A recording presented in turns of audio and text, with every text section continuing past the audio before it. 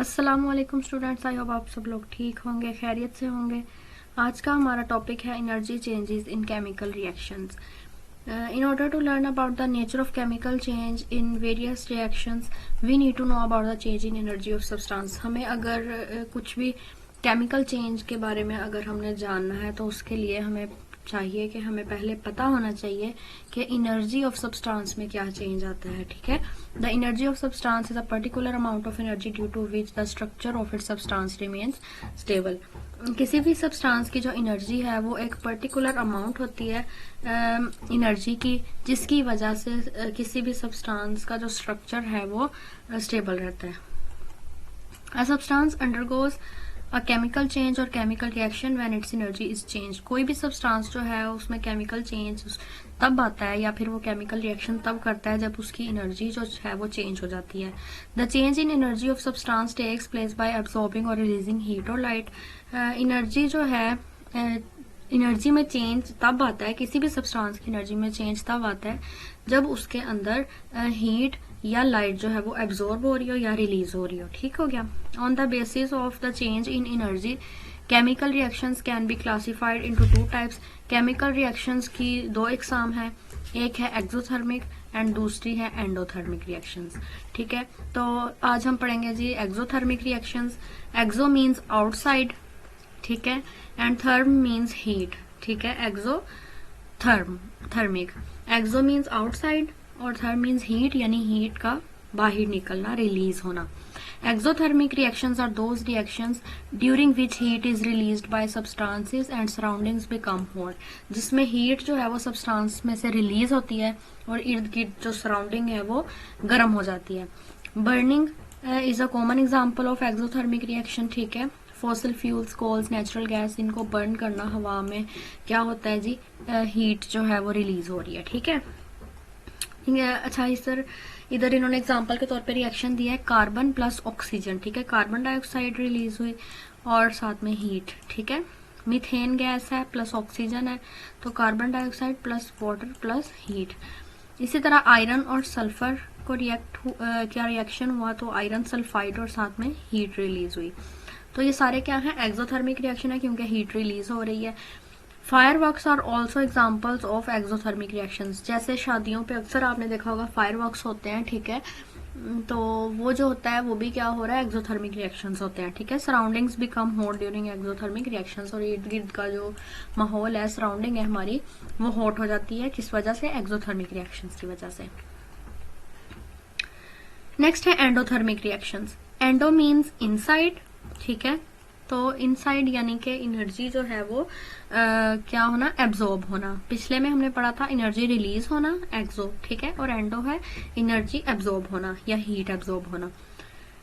The reactions during which heat is absorb by substance from surroundings are called endothermic reaction. ऐसा reaction जिसमें बाहर से किसी substance surrounding में से किसी सब्सटेंस जो है सब्सटेंस ने हीट एब्जॉर्ब की है अपने अंदर, उसको कहेंगे एंडोथर्मिक रिएक्शन हुआ है।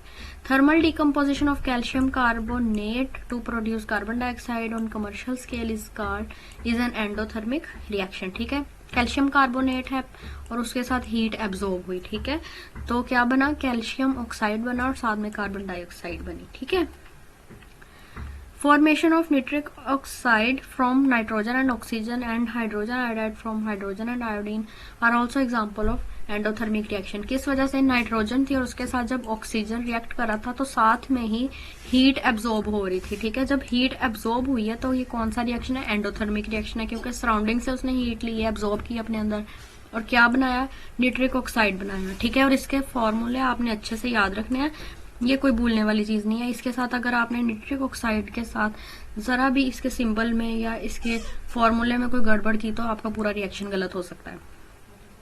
ठीक है, नेक्स्ट है importance of exothermic reactions. Exothermic reactions की इंपॉर्टेंस क्या है। Exothermic reactions have great importance in our daily life. They are extensively use to fulfil our needs of heat energy for various purposes. ठीक है, हमारी daily life में exothermic reactions जो है इनकी बहुत इंपॉर्टेंस है और एक्सटेंसिवली ये यूज हो रहे हैं हमारी जरूरियात को पूरा करने के लिए। The heat release during burning of fuel at our homes is used for cooking food. ठीक है, जो फ्यूल के जरिए हम बर्निंग के जरिए फ्यूल बर्निंग के जरिए जो हम लोग हीट प्रोड्यूस करते हैं, उससे हम क्या करते हैं, खाना बनाते हैं और अपने कमरों को गर्म करने के लिए हीटर जो यूज करते हैं, ठीक है। The heat released during burning of petrol और diesel in vehicle engine is increase pressure of products to push and move the piston in the cylinder. इसी तरह जो हमने पेट्रोल डलवाया होता है अपने व्हीकल्स में, आपके पास अगर गाड़ी है, बाइक है, जो भी है, तो उसको मूव करने के लिए भी पेट्रोल की जरूरत है। और पेट्रोल जब अंदर बर्न करता है तो उसकी वजह से जो हीट रिलीज होती है तो वो चलता है। The force of piston turns the wheels and makes the vehicle moved. ये पूरा उन्होंने प्रोसेस बता दिया, ये हम पीछे पढ़ चुके हैं। Heat produced by the burning of fuel in thermal power station is used in generating electricity, ठीक है। थर्मल पावर स्टेशंस के अंदर जो बर्निंग ऑफ फ्यूल हो रही है वो हम क्या करते हैं, बिजली पैदा करने के लिए इस्तेमाल करते हैं, ठीक है। Heat produced during digestion of food in our body keeps us warm and alive, ठीक है। जब हमारा डाइजेशन का प्रोसेस हो रहा होता है, हमारा खाना जो है वो हजम हो रहा होता है, तो उसके दौरान जो हीट प्रोड्यूस होती है उसकी वजह से हमारा जिस्म जो है, हमारी बॉडी जो है वो गर्म रहती है और हमें जो है वो वार्म रखती है।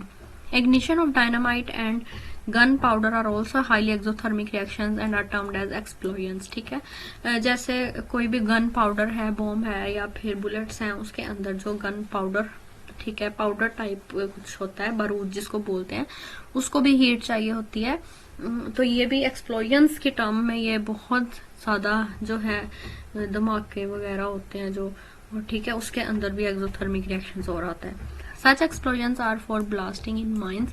माइंस के अंदर ब्लास्टिंग करने के लिए एक्सप्लोजन्स इस्तेमाल किए जाते हैं, ठीक है।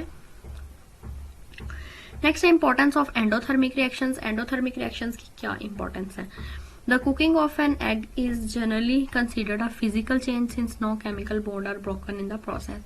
अगर हम एक अंडा जो है वो कुक कर रहे हैं, इसको कंसिडर किया जाता है कि ये फिजिकल चेंज हो रहा है, कोई भी केमिकल बॉन्ड्स जो है इस प्रोसेस में ब्रोक नहीं हो रही। The unwinding of protein during cooking is an endothermic process, ठीक है। डीनेचुरेशन का जो प्रोसेस है, अनवाइंडिंग ऑफ प्रोटीन जो है कुकिंग करते हुए, ये एक एंडोथर्मिक प्रोसेस है।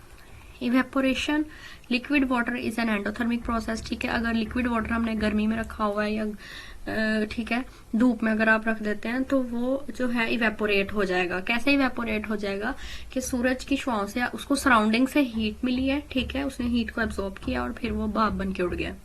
This process is use to create cooling in rooms with the help of room coolers. इसी तरह रूम कूलर्स जो हम लगाते हैं उसमें भी इवेपोरेशन ऑफ लिक्विड वाटर हो रही है और हमें जो है कमरा हमारा ठंडा हो रहा है।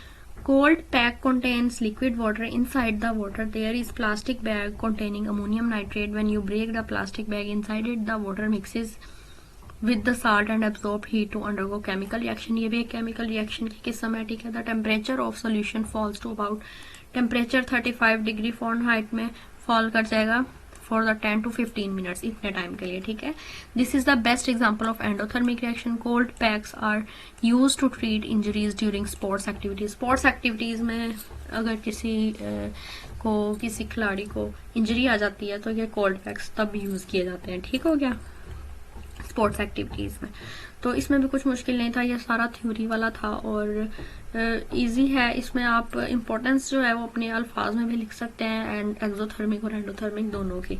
तो बस आपके माइंड में कॉन्सेप्ट होना चाहिए। अगर कोई भी क्वेश्चन है तो आप कमेंट करके पूछ सकते हैं। इंशाल्लाह अगली वीडियो में मिलेंगे, तब तक के लिए अल्लाह हाफिज।